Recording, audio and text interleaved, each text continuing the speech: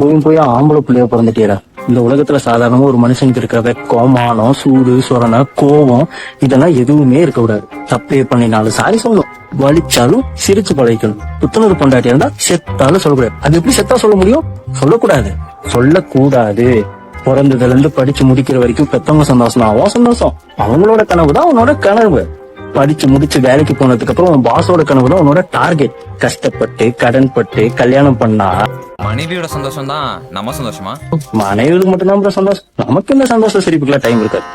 Time ஆயிடுச்சு not all men bro. Bro தெரியும் bro தெரியும். சந்தோஷத்தை விடுங்க, சண்டை எதுக்கு வருன்னே சொல்ல முடியாது. சம்பாதிக்கலன்னா ஏன்டா சம்பாதிக்கலன்னு சண்டை வரும். சம்பாதிச்சா அவங்களுக்கு போதுமான அளவுக்கு சம்பாதிக்கலன்னு சண்டை வரும். மாசம் பிறந்தா எதுக்கெல்லாம் செலவு பண்ணலாம்னு சண்டை வரும். மாசம் கழிச்சாலும் செலவு பண்ண காசே இல்லைன்னு சண்டை வரும். செலவு பண்ணலன்னா கஞ்சன்னு, செலவு பண்ணா ஏன்டா சேவிங்ஸ் பண்ணலன்னு. ப்ராப்பர்ட்டி வாங்கணும், பர்சனல் டைமும் ஸ்பெண்ட் பண்ணணும், இன்வெஸ்ட்மெண்ட் பண்ணணும், இன்டர்நேஷனல் ட்ரிப்பும் போகணும். எது வேணும் வேணாம், பிடிக்கும் பிடிக்காது, முடியும் முடியாதுன்னு தெரிஞ்சு புரிஞ்சு அவங்கள சந்தோஷமா வச்சுக்கிறதுக்குள்ள போய் ஒன்னையா கல்யாணம் பண்ண அப்படிங்கிற ஒத்த வார்த்தையில மொத்த டிப்ரெஷன் நம்ம தலையில இருக்கிறோம்.